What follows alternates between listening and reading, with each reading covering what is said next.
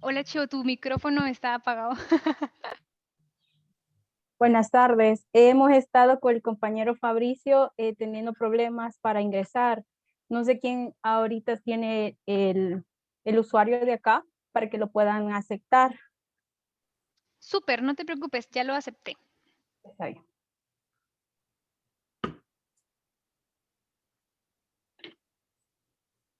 En estos momentos vamos a compartir un video.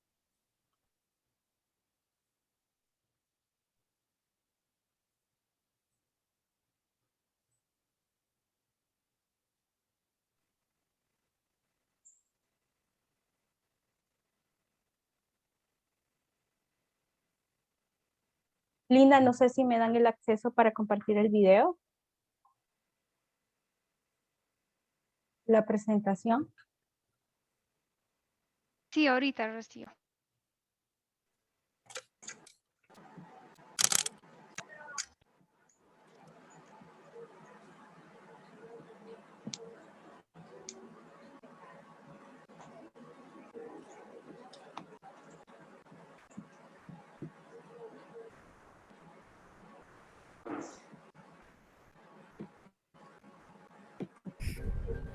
Bienvenidas sean todas las personas que nos acompañan en el Congreso Latinoamericano de Trabajo Social 2020, un espacio completamente virtual y gratuito hecho por estudiantes para el trabajo social. Te saluda Linda Alay desde la Universidad de San Carlos de Guatemala, el país de la eterna primavera. Y para el grupo organizador conformado por estudiantes de Guatemala, Honduras, El Salvador, Bolivia, Perú, Argentina, Chile y Colombia, nos complace contar hoy con tu presencia. Hemos preparado ponencias, mesas técnicas y espacios de articulación para repensar, reconfigurar y resignificar el trabajo social en América Latina. Pero esto no hubiese sido posible sin el apoyo de nuestros socios y colaboradores. Es por eso que queremos agradecer a la Universidad Ryerson en Canadá, que a través del proyecto agradecerte a ti por ser parte de este trabajo, especialmente a los movimientos y organizaciones estudiantiles. El Grupo Organizado de Trabajo Social en Guatemala, el Movimiento Estudiantil con Democracia en Bolivia, la Asociación de Estudiantes de Trabajo Social de Chile, los grupos del Centro de Estudiantes de Trabajo Social en Trujillo, el CTS en Honduras y a los estudiantes autoconvocados en Argentina. También especialmente agradecerte a ti por ser parte de este tanque de pensamiento que procura ser la conciencia crítica de América Latina. Por eso damos inicio a este espacio.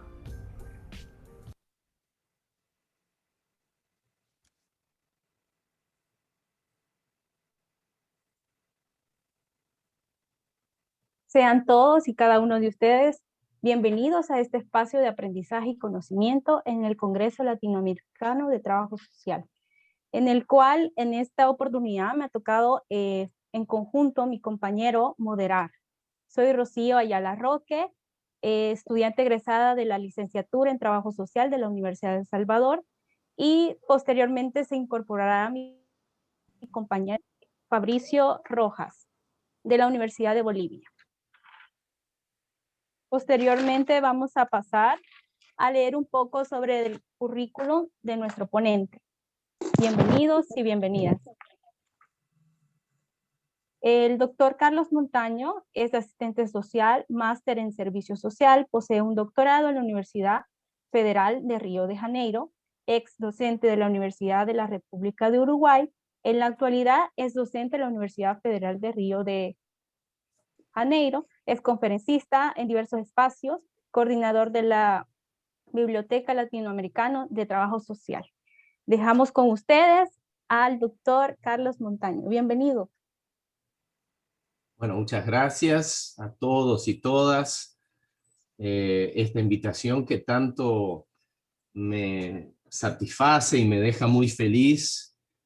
Quiero decirles que Guatemala fue mi primer destino en América Central y quedé enamorado de Guatemala. Después de ese primer viaje en 1997, en el Congreso de Trabajo Social de ALAETS regional o latinoamericano, ahora no recuerdo bien. He ido en diversas oportunidades, me ha encantado, he conocido las diversas regiones, culturas, y realmente Guatemala es un destino que siempre me ha encantado por toda su riqueza cultural, histórica, humana, geográfica, de naturaleza, etc. También, ya que Rocío es del Salvador, he conocido y he estado también muchas veces en El Salvador, en la Universidad Luterana particularmente, conociendo y encantándome con las pupusas, y haciendo inclusive recorridos por las regiones del Salvador. Quisiera entonces agradecer a los organizadores la invitación tan atenta, la consideración para que yo pudiera estar ahí con ustedes virtualmente.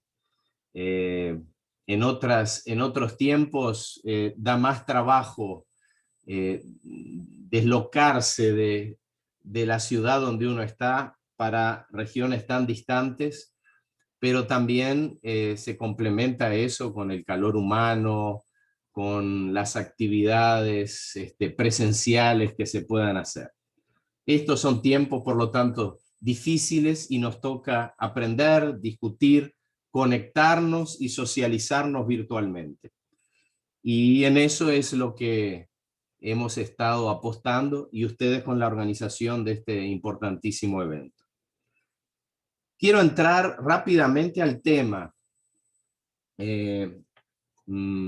Me propusieron una intervención de unos 40-45 minutos que intentaré, iniciando mi cronómetro ahora, controlar para que pueda haber posteriormente un espacio para preguntas, intervenciones, etcétera, y espero que eventualmente esta intervención pueda subsidiar las futuras discusiones en este evento y a posteriori. ¿Por qué? Porque el desafío es hablar del trabajo social crítico, y este desafío exige algunas precisiones. En primer lugar, y lo voy a decir muy rápidamente porque esto nos llevaría otra intervención muy larga. En primer lugar, debemos partir del análisis de qué perspectiva estamos teniendo para pensar los fundamentos del trabajo social. Cuando pensamos fundamentos, muchas veces el debate remite a pensar endógenamente, internamente, en qué constituye y qué actividades desarrolla el trabajador social. Efectivamente, en amplia bibliografía se discute fundamentos a partir de las actividades que realiza el trabajo social, de una supuesta evolución del trabajo social, etc. Pero en realidad los fundamentos, no del trabajo social, sino de cualquier sujeto, de cualquier fenómeno, de cualquier situación que nosotros querramos entender, cuando hablamos de fundamento, hablamos de aquello que funda ese sujeto, de aquello que crea y que constituye. Entonces, necesariamente, hablar de fundamento significa hablar de algo anterior y mucho más amplio que crea las condiciones para ese sujeto, para ese fenómeno, para esa situación. Entonces, hablar de fundamentos del trabajo social nos remite no a pensar interna o endógenamente en el trabajo social, sino a pensarlo a partir del contexto histórico. Yo quiero muy rápidamente, y ahí remitirme a una amplísima bibliografía, pero tal vez colocada en términos didácticos en el texto La naturaleza del trabajo social, del servicio social, en dos tesis fundamentales, y quiero contrastarlas. Una primera tesis que remite a pensar en los fundamentos del trabajo social como una profesión de la ayuda, y en la historia del trabajo social como la supuesta evolución o historia de la ayuda. Esta es una tesis y una comprensión extremadamente problemática, porque nos lleva a imaginar, sin ningún debate, que nuestra profesión tiene como función social esencial la ayuda al prójimo. Y que somos, de alguna manera, o seríamos una derivación de la caridad, de la filantropía, de otras formas de ayuda. No viene ahora el caso, ni tenemos tiempo y condiciones ahora de problematizar esto. Pero hay una segunda comprensión a la cual yo me suscribo y que si la primera la podemos llamar de endogenista porque piensa los fundamentos del trabajo social a partir de sí propio y no a partir del contexto histórico. Una segunda tesis o comprensión que podríamos llamar de histórico-crítica, a partir de la cual pensamos los fundamentos del trabajo social de la misma manera que deberíamos pensar los fundamentos, repito, de cualquier sujeto o fenómeno de la realidad, que se constituye a partir de algo y no se autogenera. Se constituye a partir de un contexto más amplio que crea las condiciones para este nuevo sujeto, para este nuevo fenómeno, etc.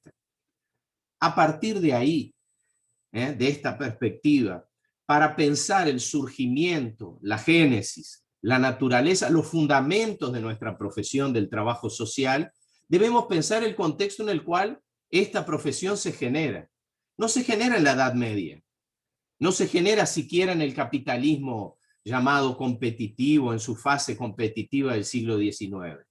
No se genera en sociedades precapitalistas, sino que nuestra profesión tiene su génesis en el contexto del llamado estado de bienestar social, el estado keynesiano, que empieza a diseñarse ya en los inicios del siglo XX, en algunos contextos como en Alemania, ya en los finales del siglo XIX, a partir del diseño de una, vean, nueva modalidad de intervención social. No es la misma intervención, no tiene la misma naturaleza, no tiene los mismos fundamentos, no tiene la misma función social que la intervención por vía de la caridad. Intervención claramente vinculada a las instituciones religiosas. No tiene vinculación con la intervención vinculada a la filantropía, intervención esta de tipo más de orden burgués. Es una nueva modalidad de intervención social, fundamentalmente de responsabilidad estatal y a partir de las políticas sociales. O sea, ahora la intervención social, al ser realizada por el Estado fundamentalmente, y por vía de este instrumento, las políticas sociales, remite a la publicización y al tornar político y política estatal la respuesta a las necesidades sociales. Llamemos ello manifestaciones de la cuestión social. Es en este contexto, a partir del desarrollo de esta nueva modalidad de intervención social, las políticas sociales, que surge y se expande nuestra profesión. Con esto quiero decir muy claramente, y estoy haciendo una síntesis absurda, tal vez superficial, porque quiero ir al trabajo social crítico, pero precisamos de este presupuesto anteriormente. Con esto lo que quiero decir es que nuestra profesión no es la evolución de la caridad y de la filantropía, sino remite a un nuevo sujeto que surge, se crea y se expande con el campo creado por el surgimiento y expansión de las políticas sociales como una nueva modalidad de intervención social. Y aún más, cuya función social de este nuevo sujeto no es, como en la caridad y la filantropía, a pesar que ellos también son diferentes, no es una forma de ayuda, sino es el de una profesión de intervención social política. ¿Qué quiero decir esto? Y lo voy a decir muy brevemente. Podemos, un agente de caridad y un trabajador social, desarrollar una actividad muy similar. Voy a poner un ejemplo que no es solo de ahora, pero que es muy claro en el contexto de pandemia. con la población en la calle, llevar un alimento para esa población. Esto puede ser realizado por un agente de caridad, de ayuda, alguien que individualmente u organizativamente, institucionalmente, en alguna institución de caridad religiosa o en alguna organización, etcétera, desarrolla esta actividad de llevar alimento a la población de calle. Y el mismo trabajador social, o sea, el mismo no, y el trabajador social puede realizar una actividad muy similar, llevar alimento a la población de calle. Alguien dirá, se trata de la misma actividad. Por lo tanto, se trata de sujetos cuyas funciones son similares. Ayudar al prójimo, en este caso, ayudar con el alimento a la población de calle. Pero vean bien que se trata de dos acciones cuyos fundamentos y función social son completamente diferentes. En el primer caso, se trata de una acción voluntaria, se puede hasta llamar solidaria si se quiere, que no genera derecho. El individuo que habita en las calles y que pasa hambre y recibe este alimento, lo recibe por generosidad, por un acto de ayuda del prójimo. Cuando el trabajador social distribuye alimento en esa población, lo hace a partir de una política pública que genera derecho y que está vinculada al derecho de ciudadanía a la alimentación. Entonces vean, el acto en sí puede ser muy parecido y podemos entonces confundir y llegar a comparar un sujeto con el otro, una función social con la otra y decir que es la misma. Podemos hasta decir, bueno, esta es más desarrollada, más tecnificada, más sistemática. Pero no, se trata de dos acciones sustantivamente diferentes. Una remite a la acción voluntaria y solidaria. La otra remite a la acción de una política pública que genera derecho y deber del Estado de responder. Puesto esto, y repito muy rápidamente, vamos a ¿qué entendemos por trabajo social crítico? Y la primera cosa, a partir de esta perspectiva histórico-crítica, de ser una profesión, no de la ayuda, sino de una profesión que se constituye y se desarrolla a partir de las políticas sociales. Somos implementadores de políticas sociales, sea en la ejecución, sea en el diseño, planificación, evaluación, etc. Profesionales, por tanto, vinculados a la política social como un tipo diferente de intervención social. A partir de esta reflexión sobre los fundamentos de nuestra profesión, sobre la función social de nuestra profesión, pensemos de qué se trata el trabajo social crítico. ¿Por qué? Porque nuestra profesión, si pensamos sus fundamentos, la debemos pensar a partir, yo diría, de tres determinaciones fundamentales. Y acá, de nuevo, voy a ser muy sintético porque no tenemos tiempo de desarrollar más ampliamente. En primer lugar, hay una primera determinación de nuestra práctica profesional, y es que somos un engranaje en la reproducción de las relaciones sociales y de las relaciones dominantes, capitalistas, burguesas. No es que somos una profesión al servicio de la clase burguesa, pero una profesión cuya práctica profesional tiene una primer e insuprimible funcionalidad de reproducir las relaciones sociales hegemónicas, entre ellas las relaciones de producción, la ideología dominante y hegemónica. Y alguien podrá decir, ay no, pero yo soy anticapitalista. No importa. La función social de ningún sujeto es plenamente autodeterminada, sino es históricamente determinada. Y entonces tenemos esta primer dimensión de nuestra práctica profesional. Constituimos un engranaje en la reproducción de las relaciones sociales y del sistema social.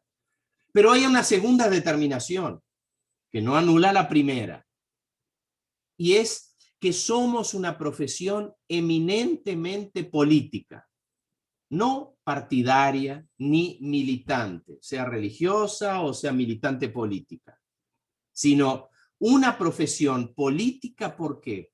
Porque nuestra inserción es en los espacios de contradicción y de tensiones sociales. No somos mediadores, a pesar de que muchas veces ese discurso está presente en nuestra profesión, pero somos una profesión que se inserta en los espacios de conflicto y de contradicción de intereses. Entonces, constituimos como segunda dimensión de nuestra práctica profesional una profesión eminentemente política. Algunos dirán, pero yo no me quiero meter en la política. Yo no soy político, yo no tengo interés en la actividad política, entonces mi práctica es apolítica. Eso no existe. El individuo, el trabajador social podrá no tener conocimiento o rechazar esto, pero esta es una determinación ineliminable. ¿Por qué ineliminable? Porque consciente o inconscientemente, sabiéndolo o no, explícitamente o no, al insertarnos en espacios de tensión o contradicción, eso nos hace o hace de nuestra práctica profesional una práctica eminentemente política. Y hay una tercera determinación fundamental, que también o tampoco elimina las dos anteriores, que son ineliminables.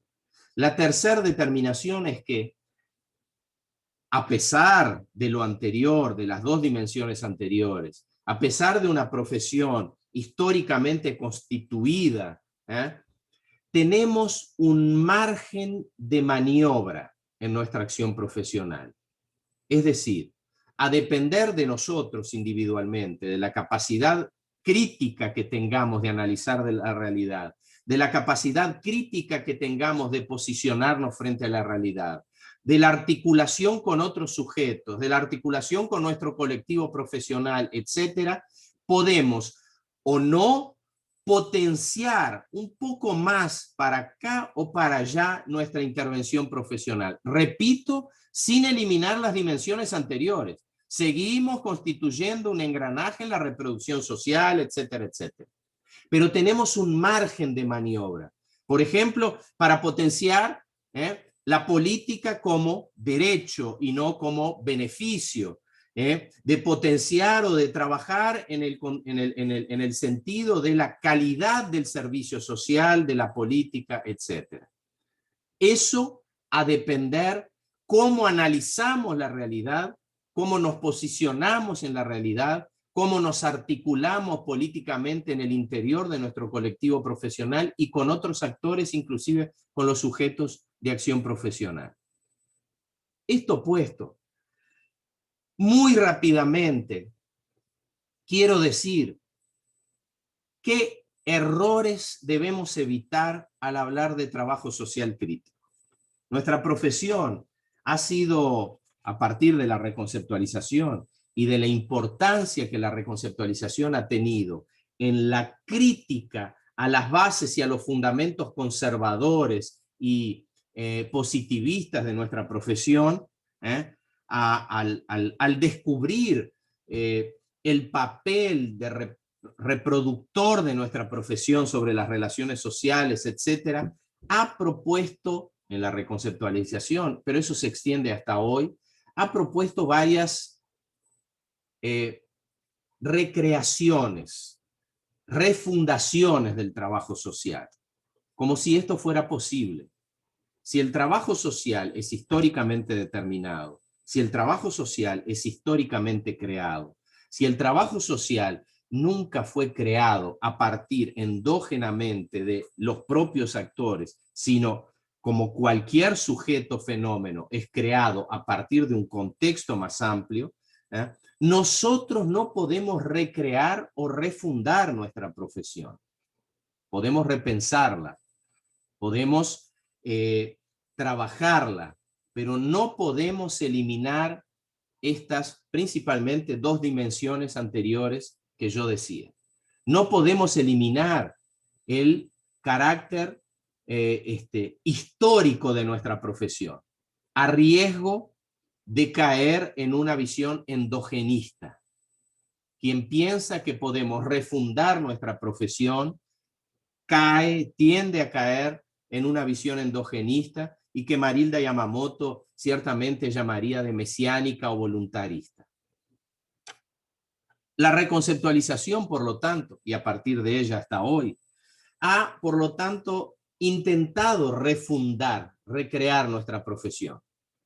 Nos llamamos de servicio social, nos transformamos en trabajo social, como si ello cambiara alguna cosa. Ahora tenemos una nueva denominación de la profesión, entonces esto cambiaría de alguna manera las bases y los fundamentos de nuestra profesión. En segundo lugar, hablamos y empezamos a adjetivar de nuestra profesión ahora como el trabajo social revolucionario, el trabajo social transformador, el trabajo social alternativo. Todas estas han sido modas en nuestra profesión y yo no quiero entrar a cada una de ellas porque nos demandaría un tiempo que no tenemos, pero todas estas han sido modas claramente endogenistas. Podemos hablar, y yo podría hacer un discurso motivador y fenomenal diciendo, porque si nosotros queremos, debemos transformar a nuestra práctica profesional en revolucionaria. Y ahí movilizar y generar la expectativa de que cada uno de nosotros a partir de ahora vamos a la práctica y vamos a revolucionar, vean, revolucionar los fundamentos de la pobreza, revolucionar los fundamentos de la desigualdad. Esto es inalcanzable por el trabajo social como por cualquier profesión. Si hay algo de crítico en el análisis, es que las transformaciones sociales no son realizadas por una profesión, sino son realizadas por los sujetos fundamentales, las clases sociales, a partir de la correlación de fuerzas sociales, de los proyectos hegemónicos, contrahegemónicos, etcétera, etcétera. Entonces, no es nuestra práctica profesional que va a eliminar la pobreza. Nosotros, al implementar políticas sociales, podemos amenizar la pobreza, y eso no es poca cosa. Podemos intervenir en necesidades fundamentales que se constituyan como derechos para las poblaciones pobres, discriminadas, subalternizadas, etc. Y esto no es poca cosa. Repito, no es lo mismo dar un plato de comida a la población en la calle por un acto de voluntad y de ayuda al prójimo, que dar un plato de comida como una política pública que garantiza el derecho a acceso a la alimentación. Son cosas muy diferentes. Entonces, no es poca cosa lo que nosotros hacemos, vinculado a las políticas sociales y mucho más en un contexto neoliberal de clara destrucción de las políticas sociales. Pero esto no es un proceso revolucionario, un proceso de transformación social, en el sentido que, que el impacto de nuestra práctica profesional no altera las bases y los fundamentos, esos son estructurales de la sociedad capitalista, de la pobreza, de la desigualdad, etcétera, etcétera. Entonces, todas estas visiones de un trabajo social alternativo, transformador, revolucionario, del agente de cambio, del trabajador social como agente de cambio, etcétera, son visiones románticas, ingenuas, mesiánicas, voluntaristas, en una clara perspectiva endogenista, como si no la historia, sino nosotros autónomamente pudiéramos determinar claramente el papel y la función social de nuestra práctica profesional. ¿Por qué dije todo esto? Porque al hablar de trabajo social crítico no podemos caer en el mismo error.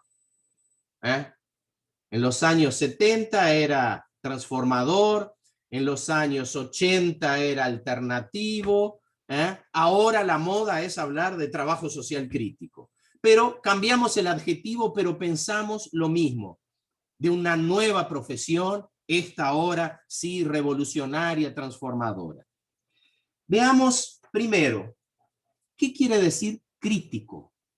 Porque si caracterizamos el trabajo social crítico como crítico, debemos recurrir o pensar un poco de qué crítica estamos hablando. Y efectivamente el término crítico es algo que está presente en prácticamente cualquier individuo.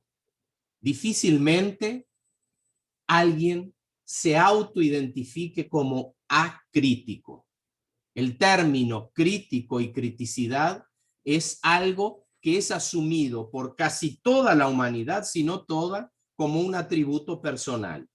Entonces, precisamos, si me disculpan la redundancia, precisamos precisar, determinar claramente de qué crítica estamos hablando, porque si no, hablamos de un término que todo el mundo va a interpretar a su manera y autoatribuirse. Existe efectivamente, en primer lugar, una crítica como rechazo, y esta tal vez sea la comprensión más cotidiana del sentido común. Cuando decimos fulano es muy crítico, no, fulano no es crítico, fulano rechaza todo lo que es diferente a su pensamiento. Pero esto es en el sentido común muchas veces identificado como crítico. Existe también una crítica restauradora. Piensen, por ejemplo, en el neoliberalismo. El neoliberalismo hace una crítica al estado de bienestar social, pero con el objetivo de la restauración de un estado pre-keynesiano, de un estado no intervencionista en el mercado, de un estado sin políticas sociales, sin derecho, de un laissez-faire, es decir, de un estado que deja al mercado sin cualquier tipo de reglamentación, etc. Hay una crítica acá, pero es una crítica restauradora. Podríamos hablar de otros ejemplos, pero basta este. Hay también una crítica moralista. La crítica que se dice eso no está bien, eso no me gusta. Piensen, por ejemplo, en una vecina criticando el comportamiento supuestamente amoral de su otra vecina. Hay una actitud crítica, pero es una crítica moral o moralista.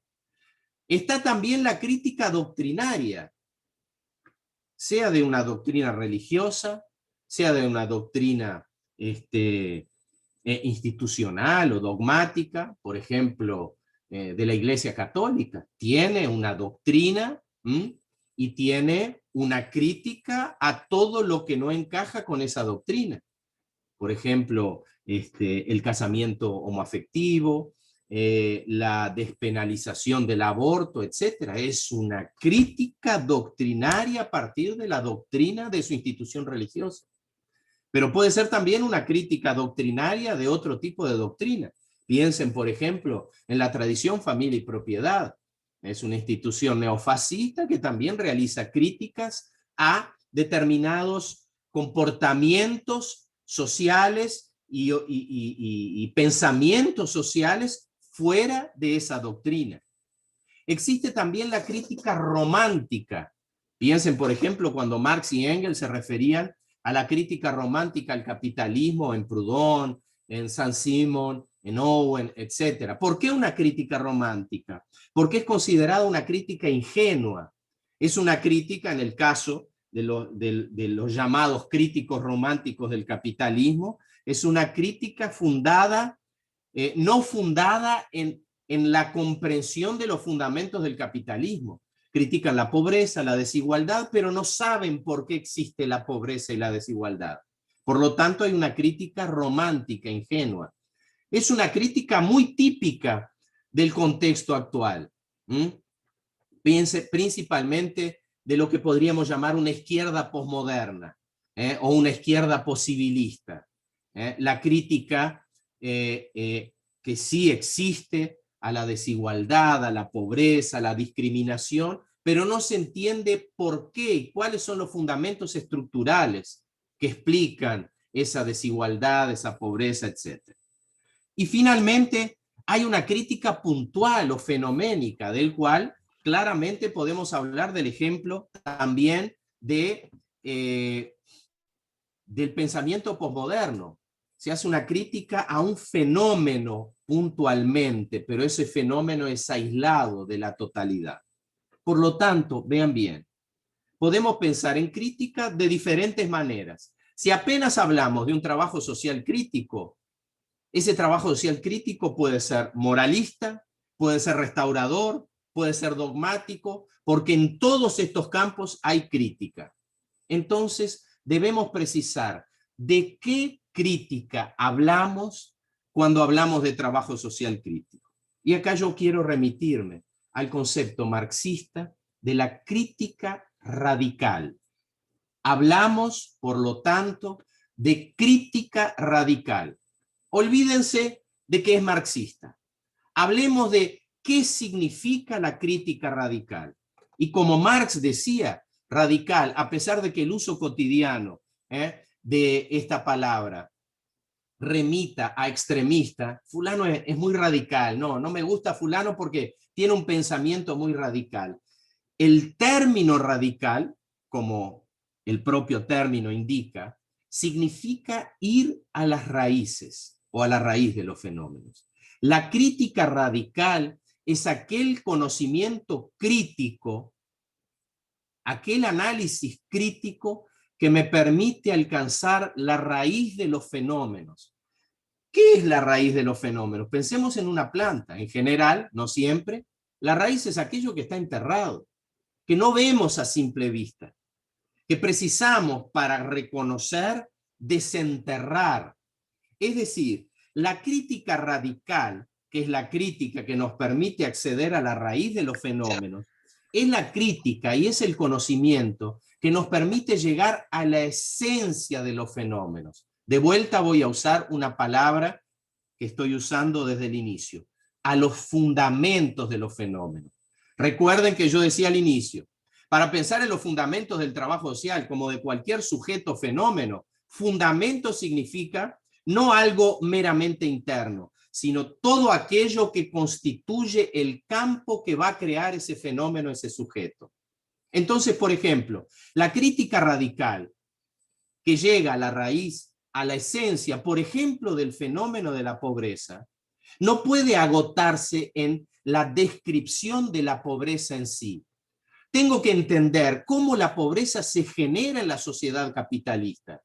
Y veo que la pobreza en la sociedad capitalista es el otro lado de la moneda de la acumulación capitalista. Alguien podrá decir, de nuevo esos marxistas pensando en la explotación, pero este es el fundamento de la sociedad capitalista. En el año de 2016, este es un año muy poco divulgado y trabajado, pero es un año que constituye un hito en la historia de la humanidad.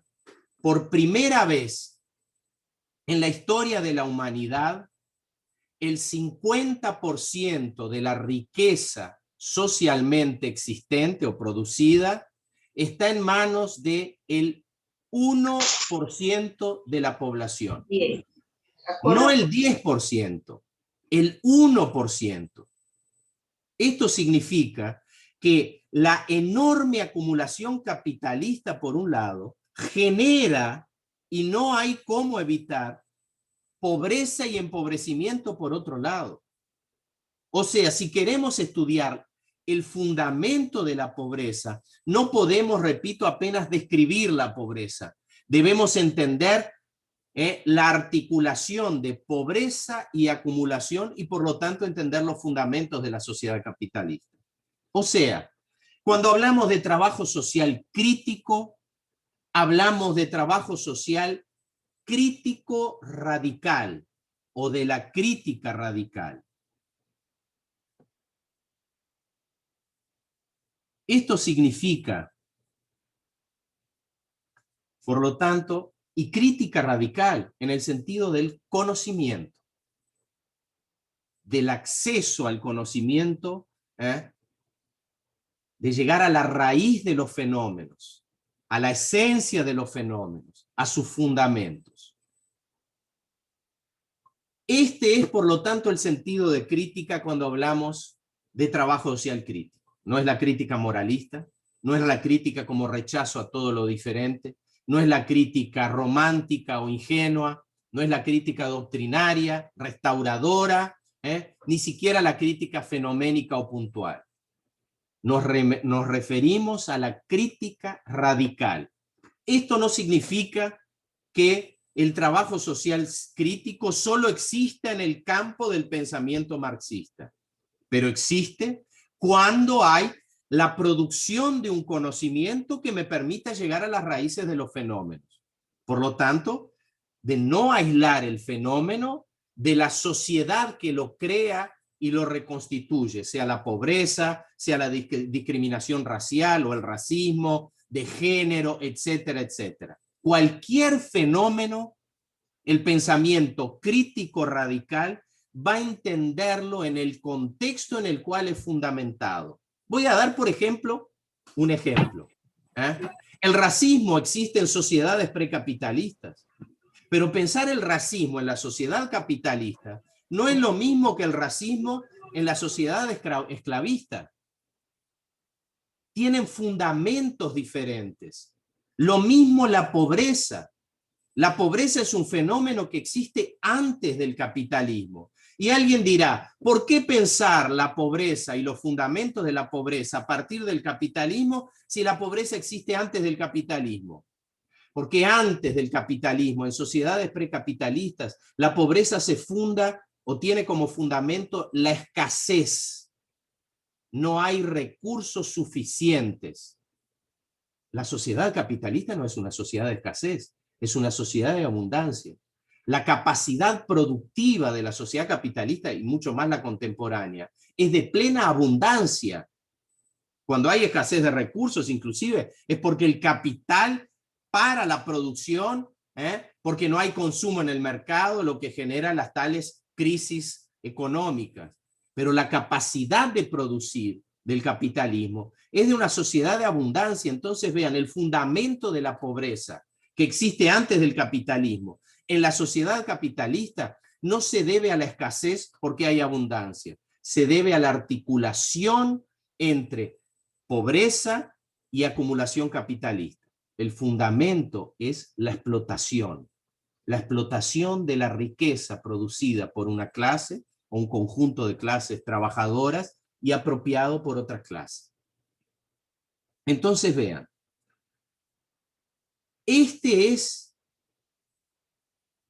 el horizonte de qué crítica hablamos cuando hablamos de trabajo social crítico. Es la crítica radical. Y aquí entonces vamos a ver qué quiere decir o en qué consiste hablar de trabajo social crítico. Estoy corriendo para conseguir completar en 10 minutos. Me voy a tomar 45 minutos de mi intervención. ¿En qué consiste el trabajo social crítico? Primero, digamos en qué no consiste.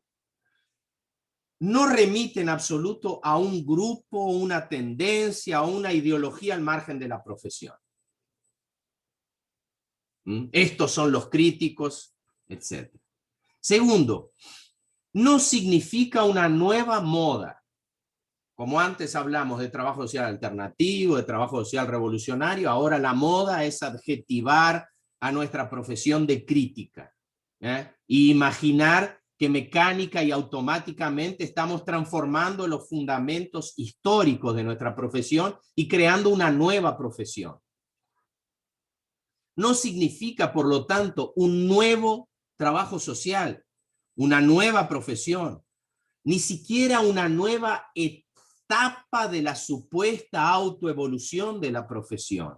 La etapa anterior era no crítica y la etapa que estaríamos construyendo sería la de la fase o la etapa del trabajo social crítico.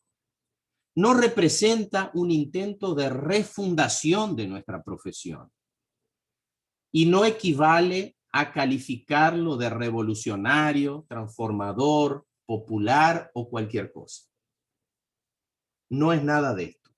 imaginar, caer en algunos de estos vicios significaría nuevamente caer en una visión endogenista y mesiánica de nuestra profesión.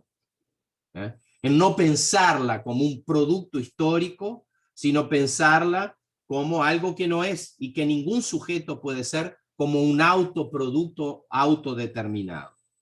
Entonces, digamos, no consiste en nada de eso. ¿En qué consiste hablar o qué significa hablar de trabajo social crítico? Yo diría básicamente tres cosas. La primera, una capacidad. La segunda, una postura. Y la tercera, una perspectiva. Voy a hablar de cada una de ellas. Primero, una capacidad crítica, capacidad teórico-metodológica. ¿Qué es la capacidad crítica del trabajo social crítico? Está en la capacidad del análisis social, del conocimiento crítico de la realidad. Crítico, nuevamente, radical. O sea, la capacidad del trabajador social crítico es una capacidad teórico-metodológica de poder apropiarme, sea al producir conocimiento, sea al incorporar conocimiento para analizar la realidad, la capacidad de comprender la realidad en sus fundamentos, en cualquier situación que yo esté interviniendo, sea en la situación más local o en una planeación más global. Capacidad crítica, radical, capacidad teórico-metodológica, capacidad de conocimiento crítico de aquellos fenómenos con los cuales yo me estoy deparando. Segundo, hablaba de una postura crítica, crítica radical, una postura ético-política. Es decir, tengo la capacidad de conocimiento crítico de la realidad. Conozco los fundamentos, he tenido acceso a los fundamentos de la realidad con la cual me deparo. Bueno, eso me lleva, en primer lugar, a una postura crítica. Es una postura personal, o es una postura del colectivo profesional, o es una postura de algunos actores sociales. Pero no es una postura que lleva a necesariamente la determinación de nuestra práctica profesional, porque el neoliberalismo es la ideología hegemónica, es el proyecto hegemónico, es el que comanda nuestros gobiernos, nuestra sociedad contemporánea y las instituciones donde estamos trabajando. Entonces, no basta la postura para transformar la práctica profesional en una práctica revolucionaria, pero esa postura ya es muy importante. Por ejemplo, en mi práctica profesional, yo no tengo cómo garantizar que la política social garantice el derecho del ciudadano a ese servicio. Pero yo puedo tener una postura ético-política a favor de la condición de derecho y no de un mero beneficio. Yo no necesariamente transformo una política focalizada en una política universal, pero me posiciono a favor de una política universal. O sea, veamos, no idealicemos la postura, que ella, como yo me posiciono de esta manera, entonces va a transformar mi práctica profesional o autodeterminarla. No. Pero de cualquier manera esta postura es fundamental, cómo yo me posiciono a partir del conocimiento crítico, cómo yo me posiciono desde el punto de vista ético-político frente a esa realidad. Y sé que mi práctica profesional no va a transformar la realidad. Yo me posiciono frente a la pobreza de una manera crítica, del punto de vista ético-político. ¿Por qué? Porque sé que la pobreza es generada en la sociedad capitalista por la acumulación capitalista, que es lo que genera la desigualdad, etcétera, etcétera. Pero en mi práctica profesional, por vía de las políticas sociales, yo no puedo alterar esa pobreza. Entonces ahí viene el tercer aspecto, la perspectiva crítica. Y nuevamente, perspectiva crítica radical. Aquí hablamos de una perspectiva ideopolítica, o sea, una capacidad teórico-metodológica, una postura o posicionamiento ético-político y una perspectiva crítica ideopolítica.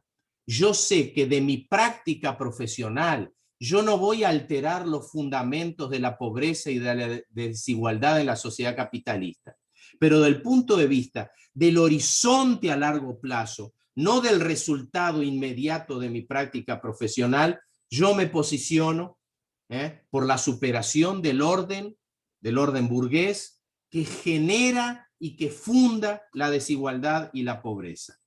Entonces vean, capacidad teórico-metodológica de conocer la realidad, postura ético-política, cómo yo me posiciono, y un horizonte de largo plazo, la perspectiva crítica.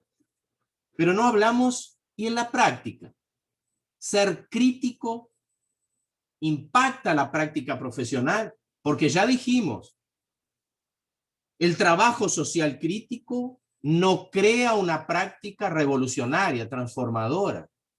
El trabajo social crítico no impacta los fundamentos de la pobreza, la desigualdad, etc.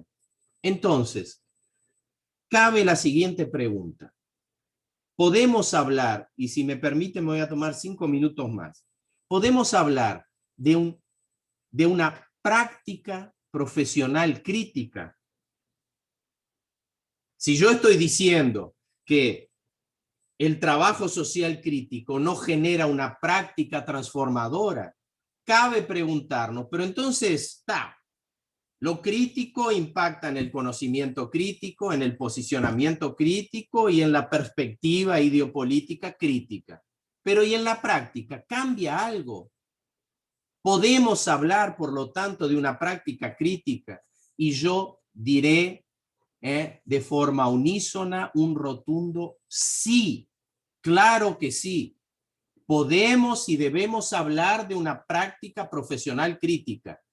Esto no significa práctica profesional crítica, una práctica profesional revolucionaria, transformadora. Hablo de transformación al hablar de los fundamentos de la sociedad. Nuestra práctica no transforma los fundamentos de la sociedad capitalista, pero sí podemos hablar de una práctica profesional crítica. ¿En qué sentido? En primer lugar, una práctica profesional crítica se funda en el conocimiento crítico de la realidad. Nuevamente, crítico radical. De alguna manera esto es lo que vinimos trabajando. O sea, para ver una práctica profesional crítica yo tengo que poseer, no necesariamente producir. Y esto no lo vamos a poder trabajar ahora. Pero no es necesariamente un nuevo conocimiento producido por el profesional de campo, pero sí acceder a un conocimiento teórico que me permita conocer críticamente la realidad. Entonces, para ver práctica profesional crítica, debe haber, o mejor dicho, la práctica profesional crítica se funda en un conocimiento crítico, radical de la realidad. En segundo lugar, se trata, la práctica profesional crítica, de una práctica con capacidad de identificar los diversos intereses que están en juego. Estamos frente a una realidad. Esa realidad expresa en lo inmediato intereses diferentes. Los sujetos con los que estamos trabajando no tienen necesariamente los mismos intereses, sino tienen intereses diferentes. Tal vez en un aspecto coincidan todos, pero hay otros aspectos que tornan intereses diversos y divergentes, por ejemplo, de religiosos o prácticas o hábitos o orientaciones sexuales, etcétera, diferentes, y que los tornas sujetos con intereses diferentes. Pero no solo eso, hay intereses diferentes entre la institución que me contrata y los sujetos. Y no solo eso, esa población, por más que pueda no entenderlo directamente, expresa y representa intereses macrosociales que, aunque sea de forma no explícita, están presentes en esa comunidad, en esos sujetos. Una práctica profesional crítica consigue desnudar, consigue desvelar los intereses que están presentes en la población. En tercer lugar, la práctica profesional crítica se orienta a determinados valores ético-políticos y tiene un posicionamiento de compromiso y envolvimiento con esos valores. ¿Ah? Me contrata el capital. Yo soy un profesional vinculado al Estado, o aún más, contratado por una empresa privada. Me contrata el capital, pero mi posicionamiento y los valores profesionales que yo defiendo son los valores de la igualdad, de la justicia social, de la democracia, del derecho a determinadas, a las políticas sociales universales, etc. Entonces vean, hay en el trabajo social crítico un horizonte, y ahí hablamos de la tercera cuestión, un horizonte ideopolítico o político-ideológico, sí, de la transformación social. La transformación social no viene de mi práctica profesional, pero en mi horizonte, en tanto yo entiendo que la pobreza y la desigualdad son oriundas a los fundamentos de la sociedad capitalista, desde el punto de vista ético-político, yo tengo el horizonte de la transformación social. Por otro lado, la práctica profesional crítica debe superar, aunque sea momentáneamente, porque es imposible todo el tiempo, la relación inmediata entre necesidad y demanda. Esto demandaría mucho tiempo analizarlo, pero la inmediaticidad es una condición de la vida cotidiana en la sociedad capitalista. La inmediaticidad, la cotidianidad, la vida cotidiana, nos pone situaciones a las cuales nos coloca la necesidad de su superación inmediata. Y al trabajo social, en la cotidianidad de las personas y en su propia cotidianidad, nosotros actuamos también muchas veces de forma inmediata. Bien, pero el trabajo social crítico, la práctica profesional crítica exige momentos, como dicen los teóricos, de superación o suspensión de esta relación inmediata entre necesidad y demanda. Por ejemplo, de estudios, de planificación, etcétera, etcétera. Por otro lado, la práctica profesional crítica exige la articulación con otros sujetos institucionales de la institución donde trabajo, con otros sujetos de nuestra profesión en el colectivo profesional y con otros sujetos, los usuarios de esas políticas o servicios sociales, y con otros sujetos y organizaciones sociales que puedan aunarse a un determinado proyecto que en este caso puedan fortalecer un determinado camino o proyecto profesional. Por otro lado, la práctica profesional crítica, y ya voy a terminar con estos dos puntos,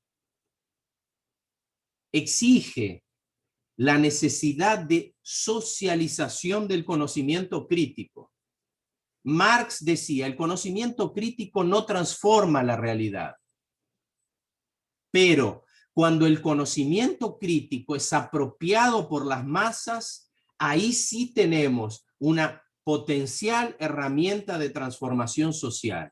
Bueno, este es un papel y una función que no es en general demandada por nuestros contratantes. Socializar conocimiento, mucho menos conocimiento crítico. Pero la práctica profesional crítica debe imponerse como una meta la socialización del conocimiento crítico de mejor calidad, del conocimiento crítico que permita que la población acceda al conocimiento de los fundamentos, no apenas de la descripción de su situación, sino de los fundamentos de la realidad. Que la población pobre no solo sepa a través de la vivencia lo que es ser pobre, sino el por qué existe pobreza en la sociedad capitalista. Y finalmente, la práctica profesional crítica, de alguna manera, exige superar, comprender los límites y las potencialidades de nuestra profesión. Yo decía al inicio que hay 3 determinaciones. Una, la determinación de nuestra práctica profesional ser un engranaje de la reproducción social. Ese es un límite. Somos asalariados, trabajamos institucionalmente. Nosotros, es una fantasía imaginar que vamos a campo y realizamos práctica profesional. Nuestra práctica profesional es eminentemente institucionalizada. Respondemos a una institución y esa institución a un juego político más amplio. Esto nos pone límites a nuestra práctica profesional. Pero si apenas vemos y vislumbramos esos límites, caemos en lo que Marilda Yamamoto llama una visión fatalista de la profesión. Por otro lado, yo decía, la tercera determinación es que hay un margen de maniobra. Podemos potenciar, si nos formamos con calidad, con capacidad de conocer la realidad en sus fundamentos, el posicionamiento ético-político, etcétera, etcétera, tenemos, si nos articulamos con otros sujetos, tenemos un margen de maniobra. Es importantísimo ver ese margen de maniobra, pero nuevamente, si apenas vemos la potencialidad de lo que somos capaces a partir de nuestro conocimiento crítico, caemos en el extremo opuesto al fatalismo, en lo que Marilda Yamamoto llama de una visión mesiánica o voluntarista del trabajo social. O sea, el fatalismo, la visión fatalista, esa visión que decimos, yo no puedo hacer nada porque estoy completamente determinado por las instituciones, porque soy un mero trabajador asalariado, esa visión fatalista está ligada a apenas ver los límites. Cuando al contrario caemos en la visión, no, porque yo quiero transformar la realidad, entonces yo no estoy sirviendo al capital ni a la reproducción del orden, yo estoy sirviendo exclusivamente con mi práctica a la transformación social, a los sujetos, etcétera, etcétera. Eso es apenas ver la potencialidad sin los límites, caer en una visión mesiánica. Para superar la visión fatalista y la visión mesiánica, nosotros debemos conseguir ver los límites y las potencialidades de nuestra práctica profesional. Bueno, terminé un poquito más allá de lo que yo me había propuesto, pero quería, corriendo como loco, conseguir encerrar esa presentación. Muchas gracias.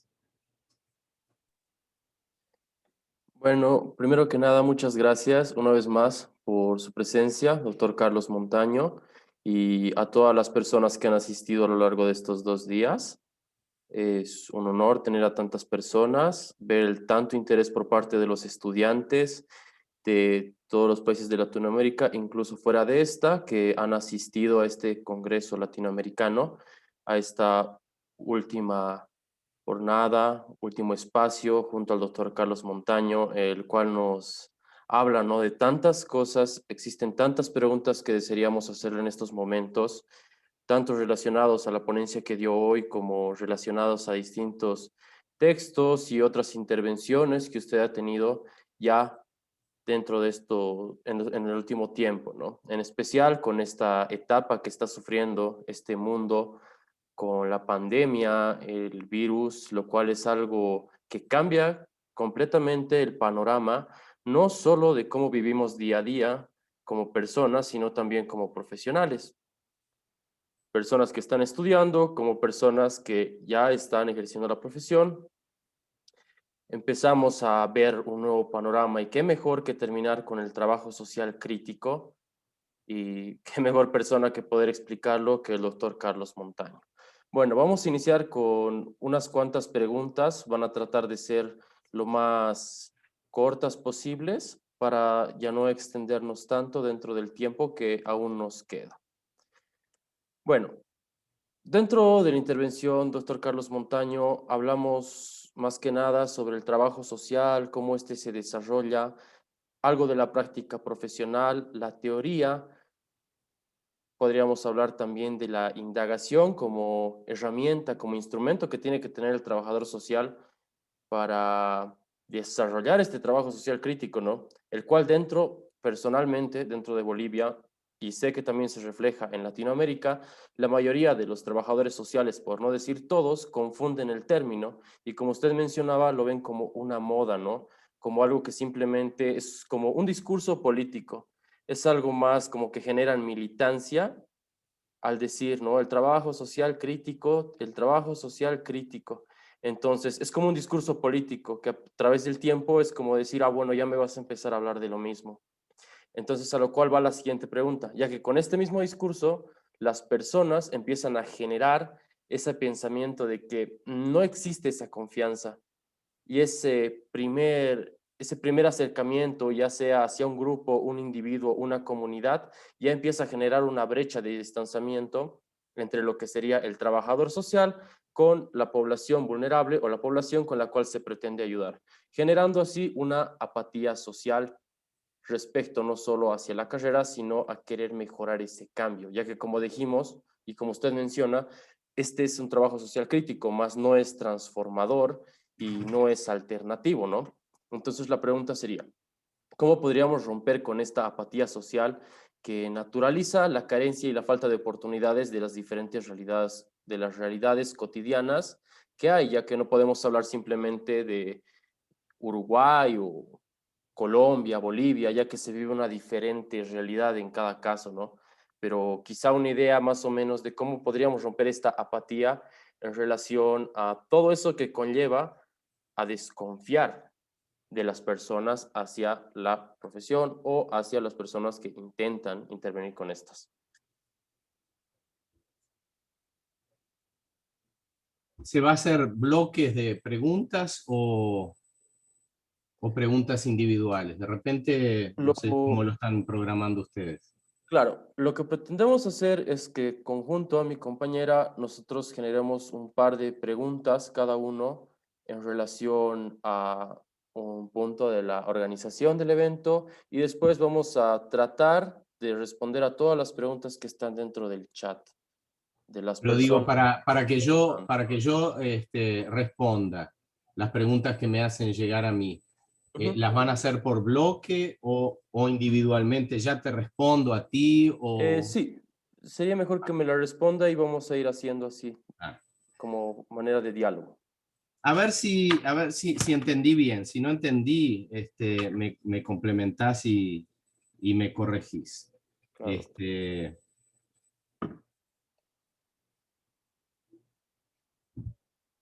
Yo creo que hay una fuerte apatía social. Creo que estamos hablando dentro del trabajo social y no en la sociedad, en la población, etc. Esta apatía no es exclusivamente, pero se debe mucho a, yo creo que un discurso que se tornó prácticamente un vicio y que es una moda desde la reconceptualización hasta hoy, en función de lo que estábamos trabajando, que es la de nuestra profesión ser la única profesión que se pone en los hombros el desafío de transformar la realidad y la sociedad. Ninguna otra profesión hace eso, ninguna otra. Ni profesiones sociales o profesiones de la salud o profesiones de las ciencias exactas. Ninguna profesión, sea ella científica, de producción de conocimiento, sea ella vinculada más a la intervención social, apenas el trabajo social se pone en su horizonte inmediato como resultado de la práctica profesional la transformación de la realidad. ¿Y qué significa transformar la realidad? Significa, si estamos enfrentando la pobreza, transformar los fundamentos de la pobreza.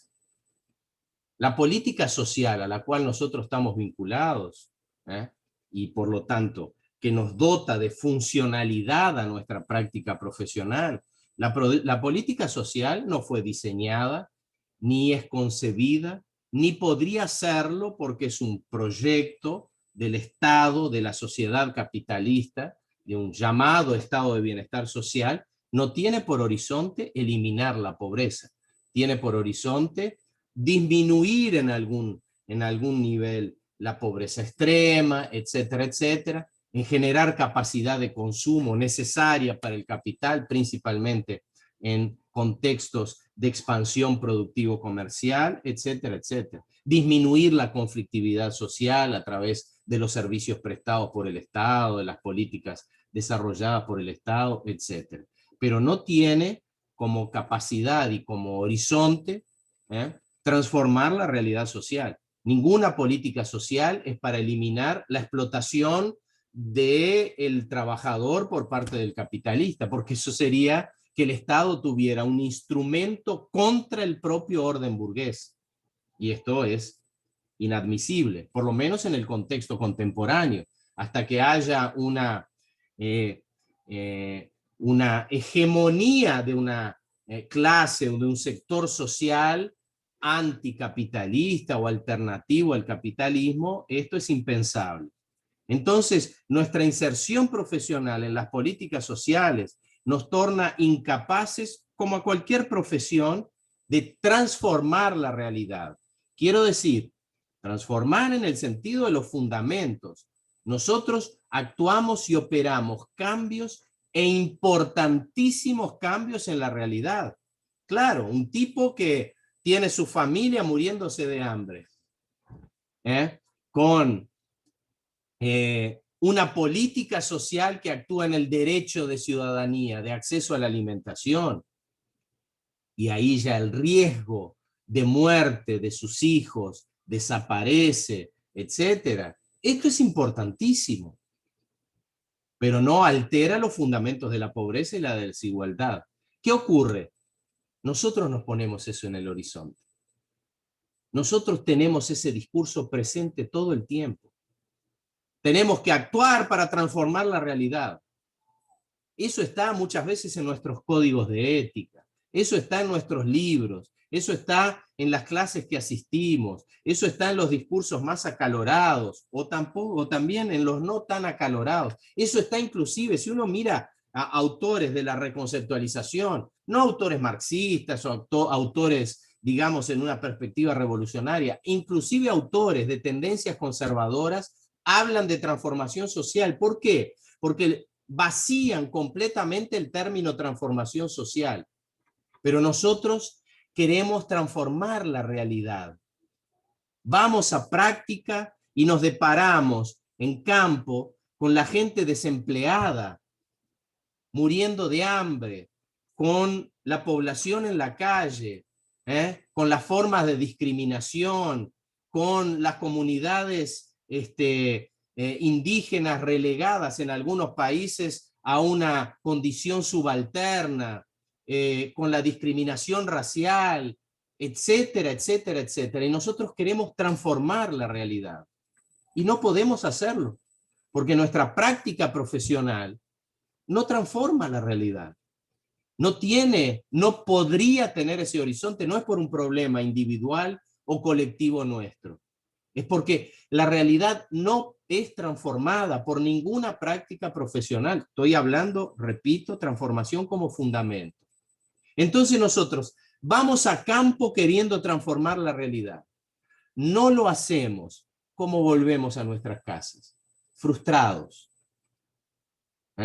La fuente de la apatía y de la frustración muchas veces es el tener una perspectiva irrealizable en nuestra práctica profesional a partir de una visión claramente mesiánica que tenemos de nuestra práctica profesional y que acaba siendo sustituida por una visión fatalista.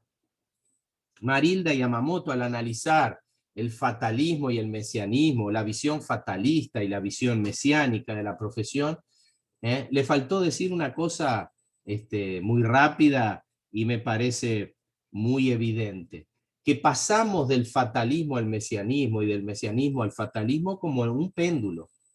A veces en una misma frase empezamos con una visión fatalista, sí, porque yo no consigo hacer nada, la institución donde trabajo me determina completamente, etcétera. Entonces, voy a salir de la institución donde trabajo y voy a una ONG y ahí sí voy a transformar la realidad.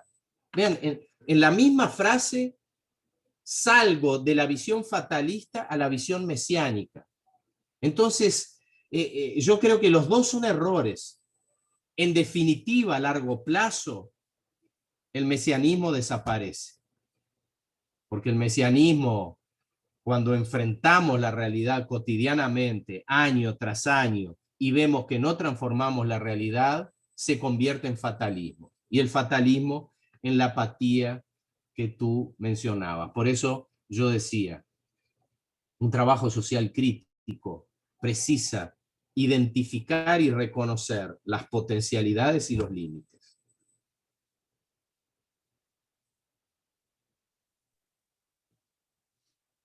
No sé Gracias, si eso... doctor, por el aporte. Vamos a seguir con la siguiente pregunta, la cual sería, ¿cómo se incorpora el trabajo social y la ética y los valores morales en el proceso de la intervención de trabajo social crítico? Bueno, en primer lugar, y eso es una carencia nuestra como profesión, tenemos muy poca formación filosófica, pero hay que diferenciar claramente la ética de la moral. Son dos campos completamente diferentes. Se cruzan, se entrecruzan, tienen un área de intersección, pero no son lo mismo. Eso en primer lugar. En segundo lugar, no existe, a pesar de que nosotros muchas veces, nosotros trabajadores sociales y nosotros sociedad contemporánea, utilizamos ética como un adjetivo. Fulano no es nada ético. Utilizamos el término ética como sinónimo de bueno. Todo lo que nosotros pensamos como bueno es ser ético. Y todo lo que pensamos como malo es ser antiético. Y en realidad esto es una moralización de la ética. Porque la ética significa valores. Y esos valores no son naturales. Piensen, por ejemplo, los valores sobre la igualdad social.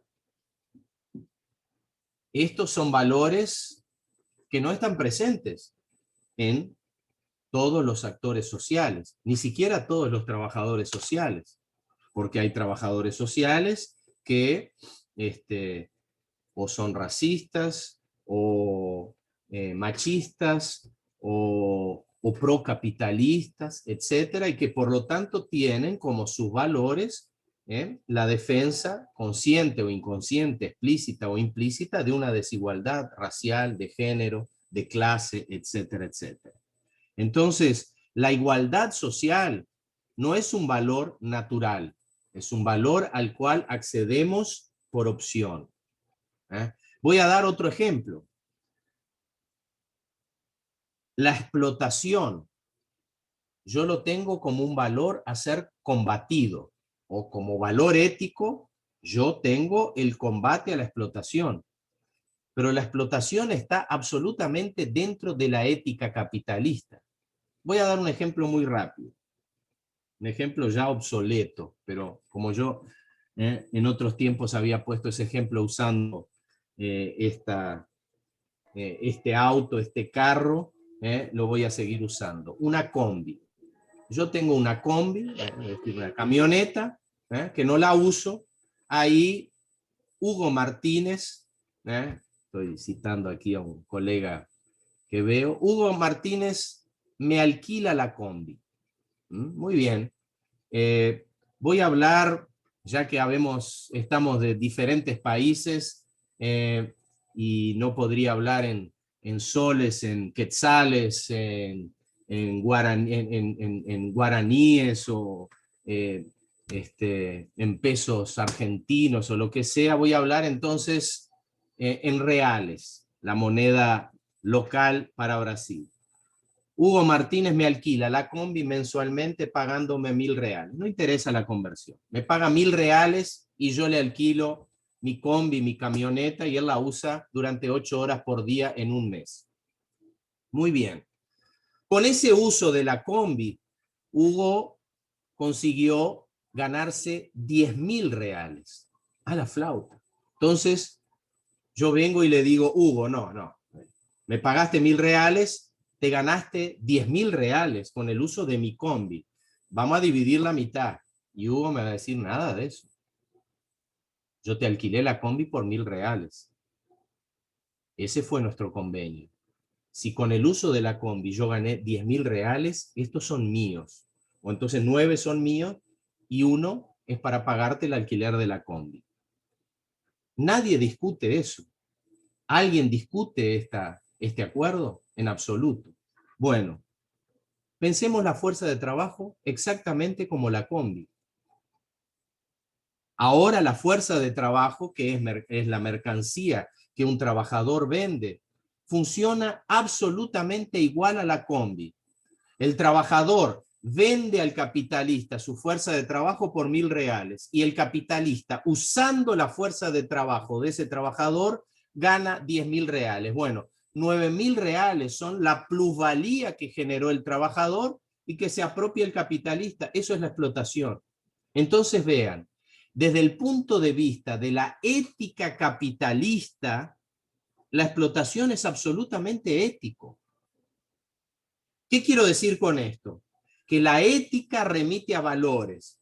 Y valores son opciones. Claro, no vamos a llegar, hablando de Marx, al Groucho Marx, quien es un poquito más antiguo o en verdad mucho más antiguo inclusive que yo.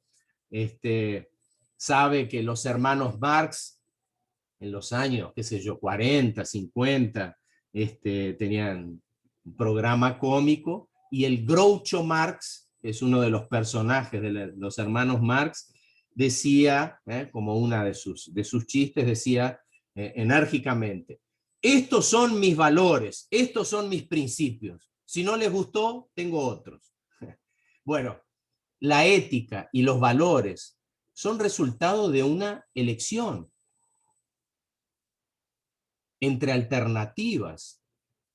Yo puedo elegir por los valores, por ejemplo, de la ética capitalista, que significa que la explotación es, a partir de la negociación libre entre capital y trabajo, es absolutamente pertinente, y ética, y está dentro de la ética capitalista.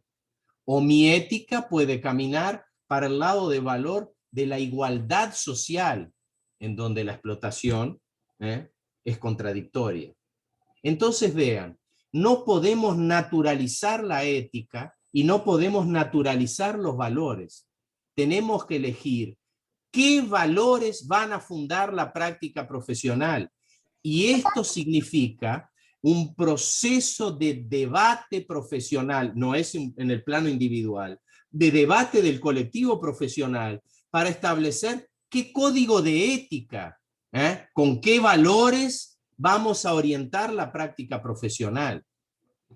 Entonces, con eso quiero decir, la respuesta a la pregunta, primero, ética y moral son campos diferentes. No antagónicos, pero ciertamente diferentes. Entonces, al hablar de valores, y un código es de ética, no es un código de moral. El código de ética debe representar aquellos valores que el colectivo profesional discute para orientar la práctica profesional. Entonces, nosotros, si nuestro código de ética dicen los valores de la dignidad humana, los valores de... Todo eso son valores, inclusive neotomistas, que no se contraponen a los valores de los fundamentos de una sociedad capitalista. Ahora, si nuestros valores son la plena democracia, la igualdad, la justicia social, el combate a toda forma de discriminación, de opresión y de explotación, etcétera, etcétera, etcétera, ahí tenemos un código de ética profesional claramente diferente. Tenemos que saber también que un código de ética tiene algunos valores que son exigidos al profesional. O sea, el profesional en su práctica profesional debe trabajar con estos valores y debe evitar esta otra práctica. Pero hay algunos valores que funcionan como principios orientadores. Por ejemplo, si en el código de ética se habla del valor de la igualdad social, en mi práctica profesional yo no alcanzo la igualdad social, como ya vinimos trabajando. Pero el código de ética me orienta a largo plazo a la igualdad social. Evidentemente hay mucho más que se podría decir, pero era lo que quería decir sobre la cuestión de incorporar la ética. En síntesis, el colectivo profesional precisa definir.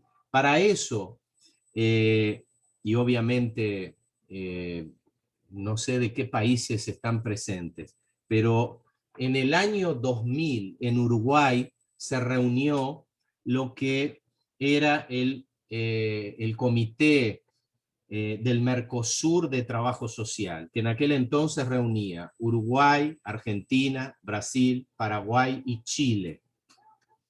Después al Mercosur se unió como en una condición diferente, estoy hablando de nivel de macropolítica, Venezuela y no me acuerdo quién más, ¿no?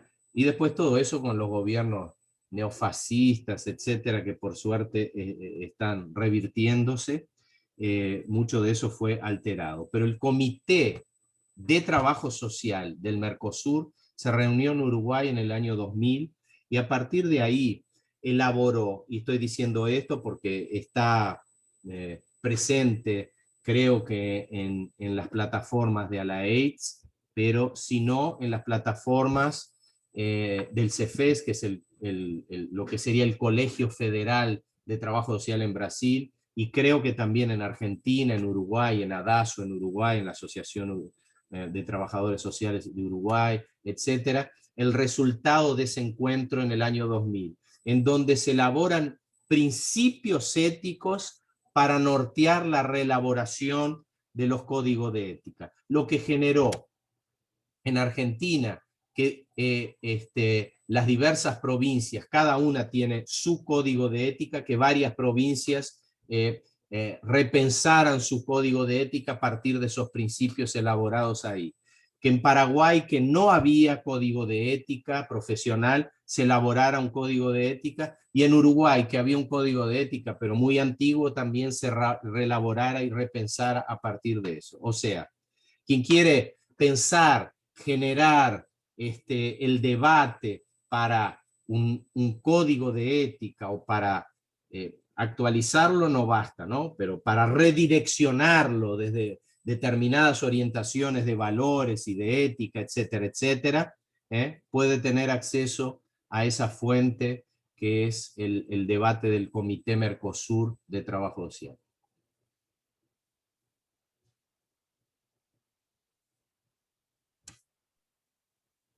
Bueno, doctor Carlos Montaño, muchas gracias por la respuesta. Una vez más, hablando de los países, muchas gracias a todos los que asisten desde Uruguay, El Salvador, Argentina, Colombia, que le mandan saludos al doctor Carlos Montaño por tan buena intervención dentro de lo que sería este espacio, ¿no? Bueno, como usted dice, claramente sí, hay mucho que podríamos hablar respecto a la ética y los valores, claramente no haciendo referencia como un sinónimo o algo parecido, ya que de todas maneras estos son, como usted menciona, algo que podríamos llegar a alcanzar en base a un código ya escrito, como se tiene actualmente, o bueno, no está muy actualizado, pero es el Código Deontológico del Trabajo Social, donde podríamos encontrar principios y valores tanto generales como desarrollados, con los cuales podríamos dar un pequeño seguimiento. Sin embargo, estos no serían suficientes para alcanzar o decir que simplemente como un manual el cual nosotros podíamos llegar a utilizar siempre.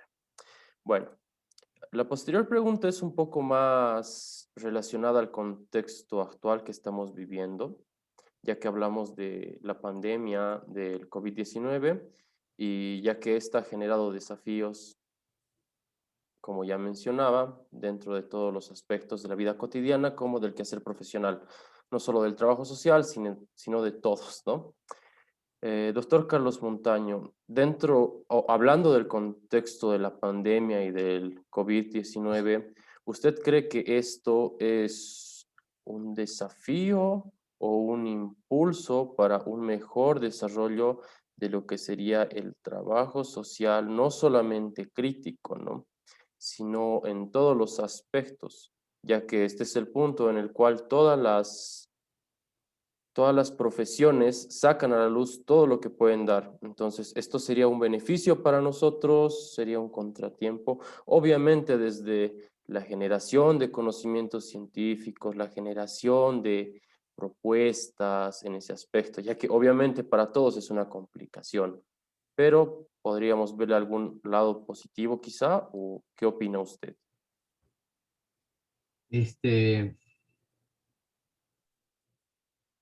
Gramsci, citando a un periodista en su época, hablaba de pesimismo de la razón y optimismo de la voluntad. Es decir, si pudiéramos traducir, o mejor dicho, reelaborar esa frase, yo diría que debemos ser realistas, ni pesimistas ni optimistas. De la misma manera que no podemos ser fatalistas o mesiánicos, debemos ser realistas. Y como el trabajo social es un producto histórico, se inserta en la realidad, es contratada por el Estado a partir de las políticas sociales, en un contexto neoliberal de claro desmonte de las políticas sociales y de la intervención estatal, en una realidad en donde la desigualdad aumentó, repito, aquel dato del 2016, llegamos a que el 50% de la riqueza es de propiedad del 1% de la población. En la pandemia, increíblemente, esos son datos que están públicos, en la pandemia, los magnatas han acumulado mucho más riqueza y la pobreza ha aumentado. Entonces, hablamos de una realidad tan dramática en el contexto actual, tan dramática, y si la pensamos particularmente en Brasil, es mucho más con la devastación del Amazonas, etcétera, el negacionismo, etcétera. Hablamos de una realidad tan dramática, el empleo prácticamente se ha, lo que dicen los intelectuales que estudian, uberizado, es decir, tercerizado completamente. El trabajador ya no es más amparado por siquiera precarios derechos laborales, es contratado, o en realidad él contrata y puede ser despedido, no tiene salario garantizado, etcétera, etcétera, etcétera. La realidad es tan dramática que pensar el trabajo social es pensarlo dentro de esa realidad. Yo quisiera decir dos cosas. En primer lugar, el trabajo social en el contexto de pandemia. Y voy a tratar de decirlo lo más breve y rápido posible. En el contexto de pandemia. ¿Qué hacer el trabajo social en la pandemia? Yo daría la misma respuesta que he dado en otros momentos, y a veces para la pandemia y a veces hasta para otras cuestiones. Para cualquier cuestión, cuando me preguntan, ¿qué puede hacer el trabajo social o cuál es el papel del trabajo social en la pandemia, en la situación de frontera, de migración, en el desempleo, en lo que sea? Yo diría, hay dos tipos de respuestas, pero que son complementarias. La primera respuesta, y es fundamental que la hagamos, pero esta poquísimas veces se da, es, parafraseando un dicho popular, dime qué políticas sociales existen y te diré qué práctica profesional realiza el trabajo social. Nosotros no somos profesionales, a pesar de que nuestras llamadas prácticas profesionales como estudiantes, vamos a las comunidades y ahí nos insertamos. El profesional de trabajo social, desde el Río Bravo para abajo, de México para abajo, en América Latina y el Caribe, el profesional del trabajo social se inserta institucionalmente. Su práctica profesional es una práctica institucionalizada. Por lo tanto, no podemos pensar qué puede hacer, cuáles son los desafíos del trabajo social, sin pensar qué políticas sociales existen. para la inmigración. Yo no voy en Cúcuta, frontera de Colombia con México, yo no voy a la frontera y presto servicios a la población que está migrando de Venezuela para Colombia. Yo inserto en una institución, puedo ofrecer servicios institucionales. Por lo tanto, para responder a qué puede hacer el trabajador social en la pandemia, tengo que saber qué políticas sociales existen en relación a la pandemia, sea de asistencia a las poblaciones que perdieron familiares, sea en el campo de la salud, en la línea de frente, en la salud, a los pacientes que están recibiendo atención o que fueron entubados o que fallecieron o que están siendo, sea a las poblaciones que precisan mantenerse en cuarentena, pero viven en hacinamiento, una familia de 7, 10 miembros en un único ambiente o a veces varias familias, en donde uno, que sea uno, precisa salir a trabajar para obtener algún tipo de renta y por lo tanto todo el resto está en posibilidad de contagio. ¿Qué es lo que el Estado hace en relación a eso? Porque el trabajador social, en cuanto operador, implementador de políticas sociales, puede hacerlo a partir de que las instituciones tengan como políticas sociales este tipo de acción. Pero este era el primer nivel de respuesta. Dime qué políticas sociales existe y te diré cuáles son las perspectivas y qué puede hacer o qué va a hacer el trabajador social. Pero hay una segunda respuesta complementaria. Podemos ir más allá. Podemos hacer propuestas a la institución para trabajar en este campo, para realizar tal servicio, para ampliar el atendimiento a estas otras poblaciones. Podemos hacer estudios sociales sobre en qué condiciones vive la población. No necesario estudios cuantitativos, pero si tenemos contacto con algunas poblaciones, en qué condiciones están viviendo, socializar esos estudios. Es importantísimo que la población sepa, principalmente la clase trabajadora, incluyendo la clase media, sepa que hay importantes sectores de la población que en qué condiciones están viviendo.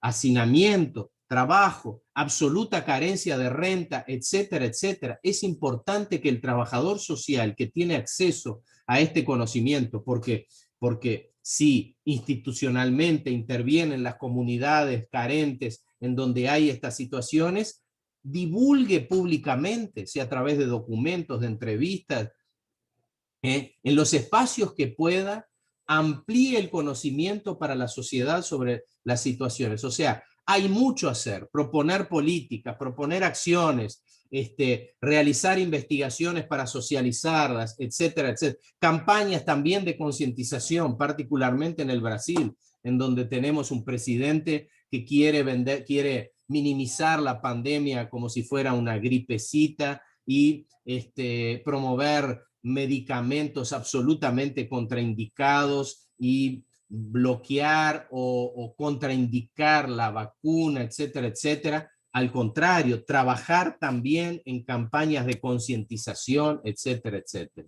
Entonces, es mucho lo que podemos hacer en un contexto de pandemia, pero ahí hay que articular las dos cosas. Somos actores institucionales. No vamos a la comunidad a prestar nuestros servicios individuales, sino que vamos articulados institucionalmente.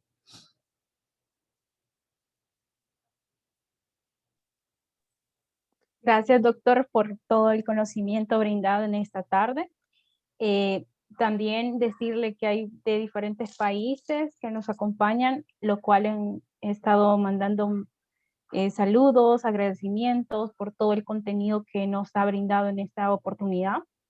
Nosotros como estudiantes de trabajo social concluimos que la práctica profesional, el pensamiento crítico es una herramienta que acerca y permite tener un análisis más concreto y detallado de las diversas realidades que pasa el individuo en base a los cambios que experimenta en su entorno social Es muy importante no mucho menos confundir las funciones específicas del trabajo social crítico y de cómo este en la actualidad puede ser utilizada para generar el empoderamiento colectivo para que los actores sociales participen desde cada una de las realidades cotidianas, que las voces sean escuchadas, que puedan tomar decisiones en la búsqueda de políticas públicas encaminadas al bien social, dignificando la integridad humana.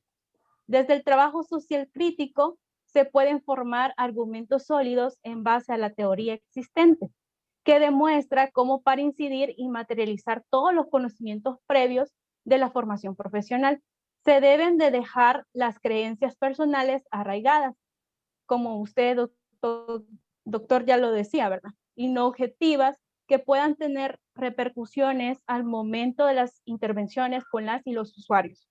Se debe de tener un bagaje amplio sobre la realidad social y todos los extractos sociales que la componen como tal, las desigualdades que las personas viven en el entorno social, las injusticias, las carencias, las necesidades que están en ese momento afectando el entorno donde cada uno habita, las injusticias, que como actores sociales también tengan esa participación y puedan incidir en diferentes espacios de articulación social para poder defender los derechos que le corresponden. Asimismo, es muy importante saber diferenciar y no confundir el trabajo social crítico como algo transformador o revolucionario.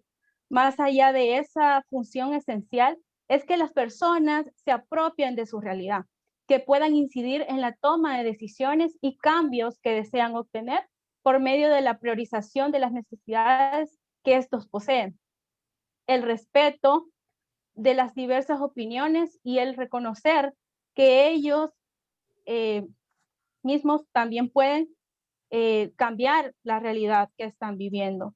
Asimismo, que se genere el involucramiento total de las instituciones gubernamentales y no gubernamentales y el Estado como tal, para poder caminar y ir juntos de la mano con los actores sociales. Y también asimismo que desde la actuación profesional se conozca las causas desde la raíz, como usted ya lo planteaba, del árbol de problemas que afectan a los sujetos. Esto nos permitirá tener un mayor reconocimiento no solo de las realidades que nos rodean, sino que de todas las necesidades que en verdad puedan tener los usuarios y las usuarias. Este ha sido un espacio de conocimiento y de aprendizaje. Gracias, doctor. Vamos a concluir hasta acá por cuestiones del tiempo. Extendemos el total agradecimiento a los compañeros y compañeras organizadores, a nuestros patrocinadores que han estado pendientes también de todo, la movilización que hemos hecho y por todas las cosas que se pudieron presentar, dificultades por la constante falla de internet y cosas que se han presentado, pero de igual forma hemos realizado este congreso para integrar y aprender mucho más de cada ponencia. Gracias, doctor, por todos sus conocimientos. En verdad ha sido una ponencia muy gratificante y vamos a practicar desde lo profesional todo lo que hemos aprendido en estos días de ponencia. Fabricio, no sé si quieres. Bueno, ya para terminar y no extendernos más, a todos los participantes en ambos días, gran parte creo que ha esperado esta ponencia, doctor Carlos Montaño. Es un enorme placer escucharlo personalmente, seguir varios de sus libros, tratar de entender un poco más respecto a lo que es el trabajo social y a lo que muchos de nosotros esto es más que una carrera, sino es algo que apasiona entender y comprender más allá del simple hecho de tener un cartón o decir ser un profesional. Es algo que nos tiene que apasionar para realizar este tipo de eventos, no simplemente contando con ponencias magistrales como la de usted o por la organización de distintas personas, sino los compañeros de Guatemala demuestran cómo los estudiantes pueden partir para organizar un evento tan bonito, tan formal, con tremendas ponencias como ser la de usted, doctor Carlos Montaño. Agradecer personalmente el poder hablarnos un poco. Sé que el tiempo ha sido corto. Me hubiera encantado, como a todos, escuchar un poco más respecto al tema del trabajo social crítico, el cual es un tema muy amplio, el cual no se puede desarrollar en 1 o 2 horas, ya que es algo que se puede llegar a extender muchísimo para comprender y para llegar a desarrollarlos de manera personal, ¿no? Un agradecimiento a todas las personas que están aún en la transmisión y que han estado a lo largo de estos días, desde Uruguay, Brasil, Argentina, Bolivia, El Salvador, Guatemala. Encantados de tenerlos acá. Nos hubiera encantado que pudiera responder más preguntas, incluidas las respuestas del chat también de las distintas personas que tienen dudas hacia usted, pero bueno, por cuestiones de tiempo no se va a poder más. Quizá, doctor Carlos Montaño, quisiera despedirse de todas las personas. Una vez más, muchas gracias a todos los que Gracias. están. Sí, quisiera nuevamente felicitar a los organizadores por este magnífico evento, agradecerles la oportunidad de poder estar con ustedes. Es un honor, un placer, es un privilegio poder estar extendiendo reflexiones, acompañando las reflexiones que puedan estar haciendo. Decirles que la virtualidad tiene sus pros y sus contras. Nos permite sin mayores gastos poder hacer un evento internacional, pero el calor humano es insustituible. Si estuviéramos en un evento presencialmente, yo ya estaría con pasaje comprado para mañana irme a Titlán y después irme a Chichicastenango, que me encantaría visitar nuevamente. Agradecerles nomás y felicitarlos por la actividad. Acá, como ya son las 8:15 y yo tengo que agradecer públicamente, y ahora lo haré personalmente, a mi hijo de 8 años que se mantuvo calladito en su cuarto, claro que con todos los mecanismos de alienación, tablet, celular, Netflix y qué sé yo, pero se mantuvo olímpicamente sin venir acá y tengo que hacerlo cenar. Entonces, muchas gracias nuevamente y felicitaciones. Muchas gracias, doctor.